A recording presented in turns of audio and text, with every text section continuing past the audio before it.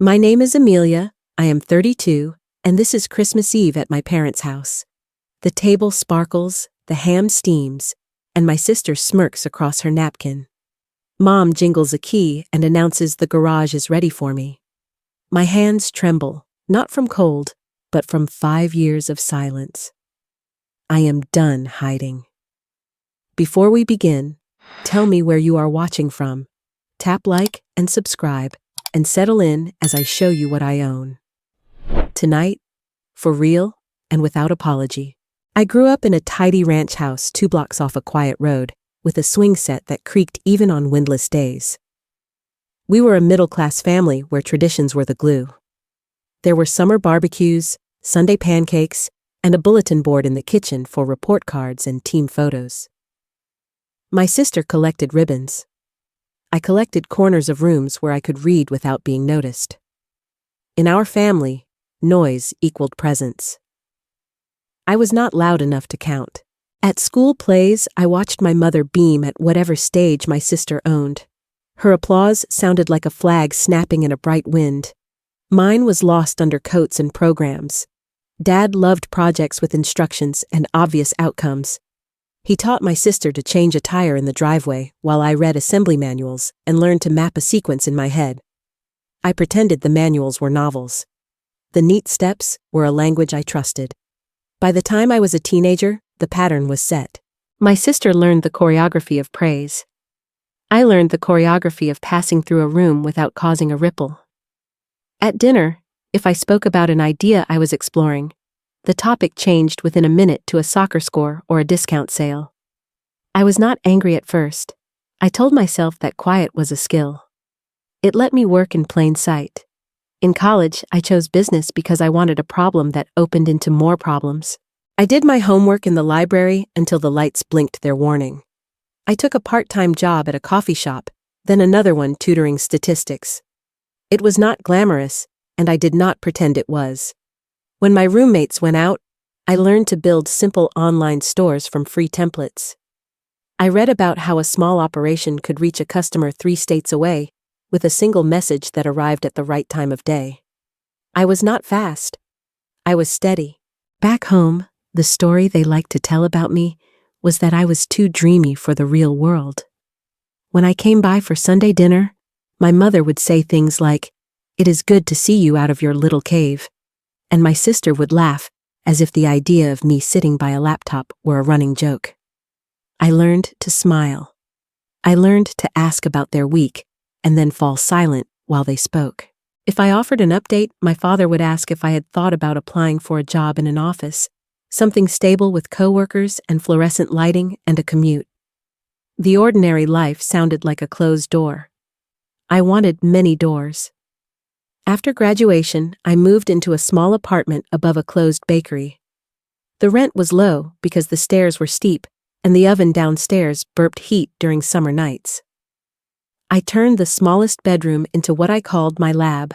I did not have money for a desk, so I stacked milk crates and laid a board across them. On top, I set my used laptop, a notebook, and a single plant. The plant died. Everything else grew. I began with a marketplace for home goods made by small makers. I fumbled the first launch. The site crashed the day I ran a tiny ad. I stayed up until sunrise writing a message to every customer who had clicked and left. Half of them came back out of curiosity.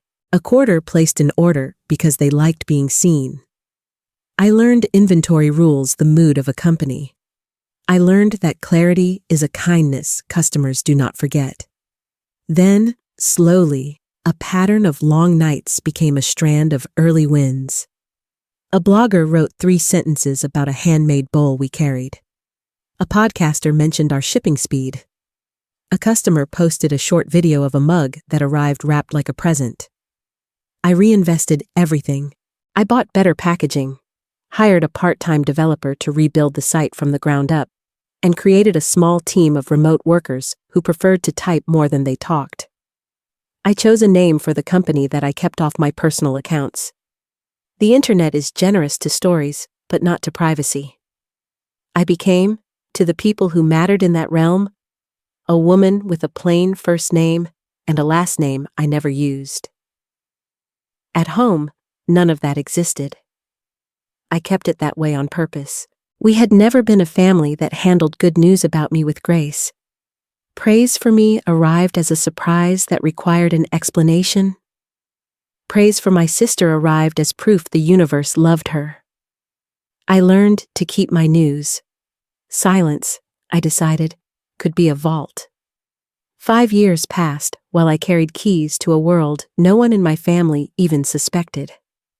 The keys looked like a laptop, an encrypted account, and 3 people who could run most of the show when I needed to sleep. By the time the 5th year ended, the numbers no longer fit on the screen without scrolling. I still took the train home for Christmas with a small duffel bag and a polite smile. Some habits are stubborn. Coming home for Christmas meant lights coiled around fence posts and a blow-mold reindeer on the porch with a bulb that always flickered. I parked on the street because the driveway was full of my sister's new car and a rental she had arranged for her boss. He was in town for the holidays and had nowhere else to go, or that was the story she told. I carried my bag up the walkway and knew without knocking that my mother would have a towel over her shoulder and my father would be pretending to supervise the thermostat. Inside, the air smelled like pine and nutmeg. My mother has a way of making food look easier than it is. The ham steamed under a glaze that caught the light like varnish. My sister stood at the counter describing her promotion to anyone within hearing, palms moving as if she were conducting an orchestra of her own success. Her boss, a man with clean shoes and a throat that looked tight even when he smiled, set a tall bottle of wine on the counter and said he was honored to be with a family so welcoming. I understood immediately that he had been told a story that made us look warm. Stories are powerful. They can also be short-lived. I set my bag in the hall and reached over to take plates from the cupboard. My mother took them from my hands with a quick "Thank you, dear," and passed them to my sister. It was a small thing. Small things add up. I tucked the sting away and asked how everyone had been. My father ruffled my hair like I was still 10 and said I looked thin, then asked if I was still doing my little projects on the computer. My sister laughed because she knew exactly how to twist that phrase. Little and projects together folded my work into a hobby. The room accepted that definition with ease. My face settled into the expression I used to make pained moments pass. We sat. The tablecloth was white with red berries. The centerpiece was a bundle of evergreen branches that shed needles whenever someone reached for the salt. My sister unboxed a present for herself while we waited for the bread to warm. It was a bracelet with a tiny charm in the shape of a city skyline.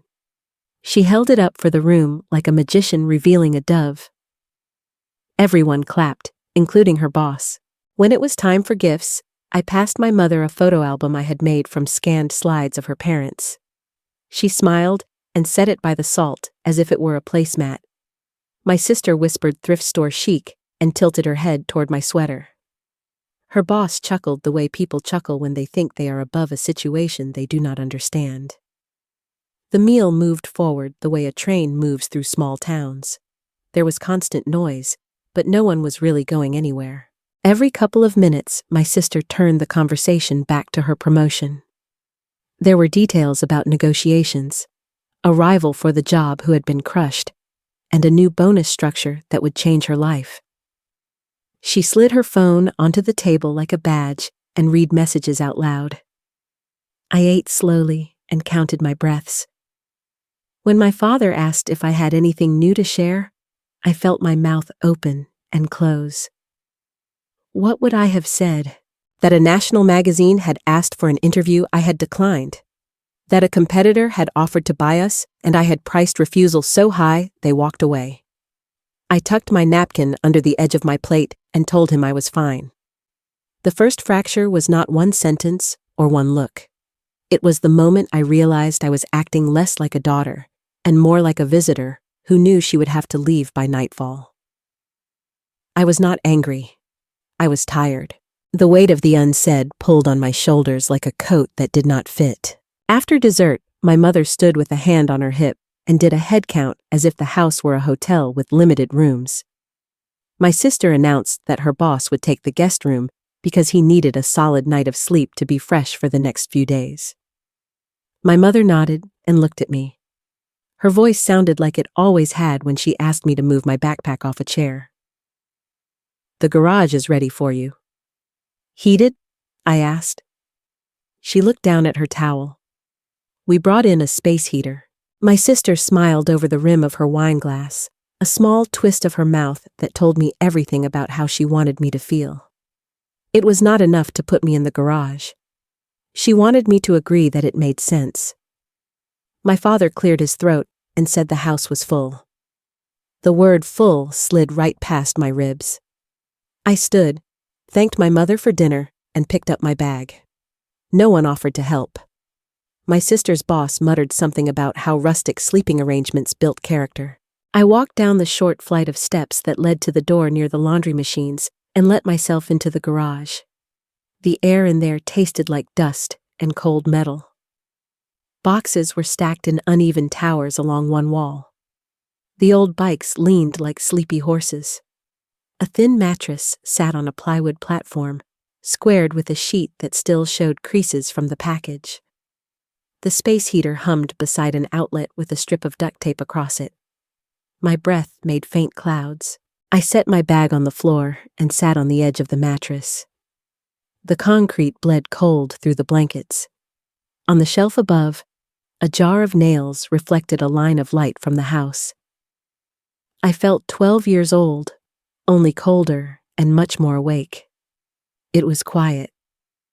Quiet enough to hear muffled laughter when someone opened the kitchen door.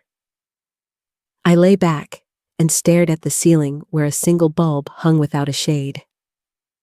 When I closed my eyes, I could see the shapes of long nights at my own place, the glow of a screen, the click of keys, the satisfaction of a problem that had an answer if I stayed with it long enough. The garage held echoes of earlier years, too. I used to build forts between the bikes with sheets and clothespins while my father made space for a new tool. I remember once asking my mother to come see, and she said in a minute in a tone that meant never. In that memory, I can still feel the corner of a sheet slipping out of my hand. I sat up and pulled my laptop from my bag. When I lifted the lid, the faint blue light warmed the shadows. Messages filled the screen like a small storm. My operations lead asked me to review a late inventory reroute. The social team flagged a post from a major creator who had called our holiday campaign the only good news on the internet. A partner brand confirmed a reorder of a limited run sold out in less than an hour. The numbers were not abstract. They were proof of the days and nights I had given to this work while my family made jokes about my little projects. My hands steadied. Rage makes a poor pilot. Purpose does better. Then the tinny chime of another alert arrived. It was from my finance lead. A competitor had dumped stock, and our valuation had jumped on the rumor that we would acquire them in the new year. It was the kind of update that makes a board hold its breath. I wrote a quick message, then another.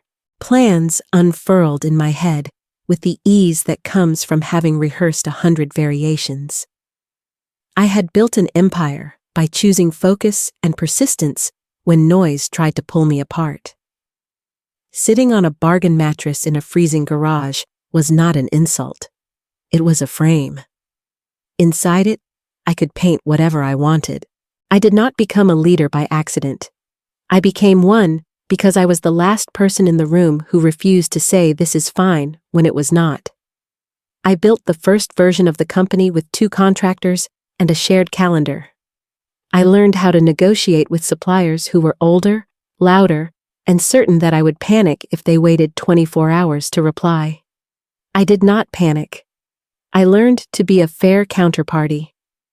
When a shipment went missing, I called the warehouse myself. When a box of mugs arrived shattered, I drove 2 hours to apologize to a store owner who thought I would send a credit and forget. I looked her in the eyes and asked what it would take to keep her as a partner. Later, she introduced me to someone who introduced me to someone else, and the circle widened. I hired a developer who preferred early mornings. I hired a customer service lead who sang quietly when she typed. I hired a designer who loved white space and detested clutter. I built systems that did not depend entirely on me. And then I built backups for those systems when life interfered. I learned that growth is math and also weather. You can prepare, but you still have to bend when the sky opens. When we were small, I wrote late-night notes to customers by hand, a few sentences at a time. When we were larger, I taught the team how to write with clarity that sounded like care. The voice of a company becomes its handshake. I wanted ours to feel like meeting a neighbor who remembered your dog's name. I kept my identity quiet because anonymity made me productive. It also made me safe. I had no desire to be recognized at a grocery store for the box a stranger opened on a living room rug. So I let the legend grow. Industry blogs called me the Phantom CEO. Some thought I was a man. Some thought I was a team of copywriters. A rumor started that I was a retired executive using a hobby to distract from boredom. I laughed when I read that in the bathtub with a bowl of grapes on the rim. Secrets have a way of keeping the oxygen clean. You breathe better when you know what is yours and what belongs to the crowd. Sitting on the garage mattress, I saw the next wave arrive in real time. My operations lead sent a red ping. A major brick-and-mortar chain, the one where my sister worked, had pushed a sudden sale to clear end-of-year stock. Customers flooded into our channels instead. Our partners texted screenshots of empty shelves at that chain and posted videos showing our packaging arriving on doorsteps before the big stores could restock. My team celebrated in a private chat with silly emojis and strings of letters that looked like music. I smiled and typed a single sentence to steady them. We focus. We fulfill. We thank our customers. Then I looked at the wall clock and pictured the dining room where the holiday conversation would be swinging toward predictions for the new year. My sister loved to talk about her industry and how the old ways were returning. She liked saying that online was fine for trends, but real life happened in stores. It was a pretty sentence that ignored reality. The real world has always included the person on a couch at midnight with a phone in her hand, choosing a gift because she remembers how it feels to be forgotten. We sell to that woman. We serve her quietly. We make sure the box arrives when it is supposed to. A new alert slid into view. My finance lead again. Media outlets were moving a rumor that our company would announce a partnership in January that could shift market share for an entire category. The rumor was accurate. The partner had signed that morning while I was on the train with a coffee that sloshed every time we hit a bend in the tracks. The plan had been to keep it sealed until the first week of the new year. But the room upstairs contained a man who would read those rumors before dessert. And in that same room sat people who had laughed all evening at the thought of me sleeping beside a box of old ornaments. I closed the laptop and stood. Cold pressed my shins. I was not interested in theater. I did not want to make a scene for the sake of a scene. I wanted to tell the truth in a way that would not require me to repeat myself later. That meant waiting for a moment when everyone would hear the same sentence. I could already feel the silence that would follow. How long had I practiced that silence? Since I learned that a meaningful sentence needs room to land, when I stepped back into the kitchen, steam rose from the dishwasher like a soft cloud. The dining room smelled like cinnamon and roasted carrots. My sister sat angled toward her boss, one hand on the back of his chair, a pose that said she belonged near power. My mother stacked plates and passed them to my father, who wiped them, not because they needed it, but because he liked being a part of the process. The room spun in its familiar orbit. I joined the edge. It happened quickly because disruption always looks sudden to those who do not watch for it. My sister's boss glanced at his phone while my mother set down a tray of cookies. The color left his face so fast the room cooled. He tried to cover the screen with his palm, then set the phone face down, as if that could pause the news. My sister asked what was wrong in the tone people save for gossip. He picked up the device and scrolled while his mouth moved without words. My father asked if everything was all right. The man did not answer. He stood and walked into the kitchen doorway as if moving would help him understand. Finally, he spoke. He said he had just received a string of messages from work. He said their chain was getting hammered online because a challenger brand had scooped their last deliveries and turned them into the best kind of advertisement, the kind that lives in a household long after a commercial ends. He said this mysterious rival never showed its face, and executives across the industry had spent months trying to find the person behind it. He said tonight might be a tipping point. My sister smiled the way some people smile when a thunderstorm starts at a neighbor's picnic. She called the rival cowardly for hiding. She said that real leaders stood on stages and let people name them. I walked to the table and set my laptop near the forks. My sister looked at me and rolled her eyes. "Should not you be in your garage palace?" The line was polished from use. I did not answer her. I opened the laptop and watched the screen bloom to life. The room quieted the way rooms do when someone raises a curtain. My sister's boss took a step closer. The glow from the screen pulled the reflection of his face into the black frame. I typed a password, then another. I opened a dashboard that does not exist outside my company. I scrolled through supply graphs, warehouse feeds, and a partnership contract with a signature dated that morning. He knew what he was looking at within 3 seconds. His eyes ticked from line to line, not because he doubted the data, but because he needed his body to catch up. He looked at me. He asked a name. I gave him the legal one that only appears on documents. He repeated it. Somewhere in the dining room, a fork fell onto a plate and made a sound like a small bell. My mother stood with a cookie in her hand that never reached her mouth. My father made a sound I had never heard him make. My sister did not move at all. The room tipped toward disbelief. My mother asked whether this was a joke. My father asked how long. My sister asked if this was some elaborate prank designed to ruin her holiday. I answered without heat. I told them 5 years. I told them nights and weekends and mornings that bled into afternoons. I told them team names, partner names, and the truth that kept me going when I had no applause. I said that no one had to believe me for it to be real.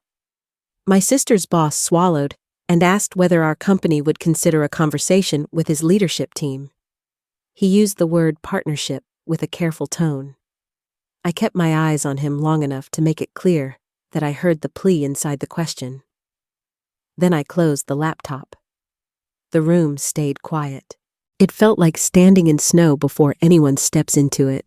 It is funny how power rarely looks like what we are taught to imagine. It is not a gavel or a podium. It is a spine that no longer curls. It is air moving cleanly through your chest as you say a sentence that has tried to live in you for years. I stood there and felt something settle in my bones, like a picture finally hung straight. I spoke to my family with the same voice I use when I want a team to know I am with them, but not at the expense of clarity. I said I had listened to them define me for a long time. I said I had learned to survive their jokes because I had work to do. I said that tonight they had chosen to send me into the cold while making a guest comfortable, and that choice told me more than any toast or prayer. I said I was not angry because anger would have required me to invest in their approval. I said I had invested elsewhere. I said I built something to live in, not something to perform in front of them. My sister could not stop herself. She asked why I had kept it from them, as if the real offense was secrecy. I told her that some gardens only grow behind a locked gate. I told her that respect is a climate, and ours had been winter for as long as I could remember. My mother began to speak, but I gently lifted a hand. I was not finished. I turned to my sister's boss and told him this was not the place for his negotiations. He nodded with an eagerness that bordered on wobble. He offered a card. I did not take it. My sister laughed at that, a small sound without joy. "If you have all this money," she asked, "why not help your family?" My chest did not move. I told her that I am helpful where there is humility, and that generosity without respect becomes a leash. I said I do not wear leashes. My father looked at the table as if the wood might advise him. My mother finally sat down and folded the towel, as if neatness could restore the world she recognized. Then I did something I had not planned on, but felt true as my own name. I lifted the laptop and placed it at the center of the table where the ham had been. It looked strange and correct, a tech heart beating where a holiday feast had sat. I told them this was the only altar I had ever tended with devotion. Not the machine, but the work it represented. The work fed me when I was hungry for recognition. The work warmed me when the rooms at home ran cold. I wanted them to see that it was not a toy and not a trick. It was the shape of the life I had chosen. My sister's boss whispered that he was sorry for the sleeping arrangement. It was a sentence that did not require him to take responsibility for anything else. I nodded. I picked up my bag.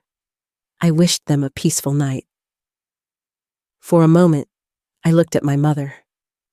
She opened her mouth to say my name, but it sounded like a question she did not know how to finish. I did not stay long enough to make the answer easier.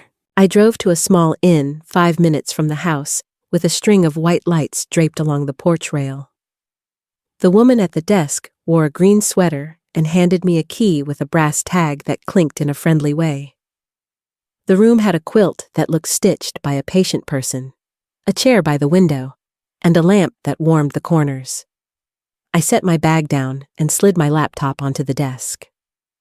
The quiet in that room was not empty. It was soft. I made tea with the kettle and stood by the window. Across the street, a family carried a box into a living room that glowed orange. Someone laughed. I could not hear them, but I know the shape of laughter across glass. I thought about the difference between loneliness and solitude. Loneliness is a room that wants someone else. Solitude is a room that finally fits. I took a small sip and let my eyes close. The next morning, I woke without an alarm and walked to the cafe on the corner. A girl behind the counter wished me a good holiday and slid over a cinnamon roll she said was on the house because they were closing early. I thanked her and left too large a tip. Kindness is a currency that multiplies without effort. I carried the pastry back to my room and opened my laptop. The numbers told a story of a company in motion. It felt like watching a tide move in a pattern I had learned to read. In the weeks that followed, I did what leaders do after any sharp moment. I focused on the work. The partnership we had planned for January launched with a steady hum rather than a scream. We added new hires who cared more about the mission than their titles. I built a mentoring program for young women who wanted to run their own shops without waiting for permission. Once a week, I took a walk without my phone and timed my steps with my breath. There is a power in letting your mind unclench. It makes room for good questions. My parents called and texted. The messages moved from confusion to apology to request to talk, then back again when I did not answer fast enough. My sister called 3 times in one day, then sent a message with 6 words that tried to sound casual and landed like a dare. Do you think you are better? I did not answer. Some doors do not need to be slammed to be closed. They can be sealed with a quiet boundary that says, "This is where I live now." I did not cut my family out of my life. I opened the door to them on terms that would not erase me. In early spring, I met my parents at a park halfway between my place and theirs. We sat on a bench with coffee cups that cooled slowly. I told them what I could share about my work. I told them what I would not accept in our relationship. I watched my father practice speaking without instructing. I watched my mother practice listening without fixing. Practice is the right word. None of us were fluent. We tried anyway. As for my sister, change came more slowly. We spoke once by phone after she left her job. She had jumped to a different company where the pace was new and the reward was smaller. She asked if I had planned to embarrass her on Christmas. I said that I had planned to tell the truth in a room where I had been asked to sleep in the cold. These facts could coexist. I wished her well. I meant it. Meanings matter more when they ask something of you. I keep a small box on my desk now. Inside are mementos of the path I took. A crumpled note from a night I almost quit. A printed email where a customer said our package arrived on the hardest day of her year and made it better by an inch. A photo strip of my team making faces on a rare afternoon when we were in the same city. They remind me that success is not a sound effect. It is the accumulation of patient steps. Sometimes people ask what I would tell the younger version of myself who tried to speak at the dinner table and found the conversation already moving in another direction. I would not tell her to shout. I would tell her to build. I would tell her that one day she will place what she built at the center of a table where she once felt invisible, not to punish the people who missed her, but to honor the person who stayed when it was easier to leave. I would tell her that love and respect are not synonyms. I would tell her that we can love people and not let them decide what we deserve. On some evenings, I still drive past my parents' street. The reindeer on the porch starts to flicker around the same week every December. The house looks softer than it did when I was inside, the way places do when your breath is no longer trapped within them. I do not feel triumph when I pass. I feel steady. There is a difference. Triumph chases applause. Steady does its work without waiting. And yet, I am not made of steel. On quiet mornings, I still feel the ghost of that garage on my skin, the cold that tried to make a home in my bones. When that happens, I make tea and open my laptop and write a note to someone on my team or a customer who had a rough week. I try to be the warmth in a room I know too well. The world gives us many chances to repeat what hurt us. The real shift comes when we use the memory to build a different door. If you are watching this and you have been placed in a cold corner by people who claim to love you, I want to tell you what I wish someone had told me. You do not have to wait at that doorway hoping they remember you. You can build a life that welcomes you first. You can choose work that honors your mind. You can choose friends who clap for you when no one else hears the song. You can turn a garage into a place you pass through on the way to something better. Thank you for staying with me. Before you go, I would love to hear your voice. In the comments, tell me a moment when you chose your own warmth over someone else's approval. If this story resonated, please like this video so it reaches someone who needs it, subscribe for more true stories told slowly and honestly, and share it with a friend who might be standing at a cold doorway tonight. I am grateful for your time. May your next room be warm, your work be meaningful, and your name feel true in your own mouth.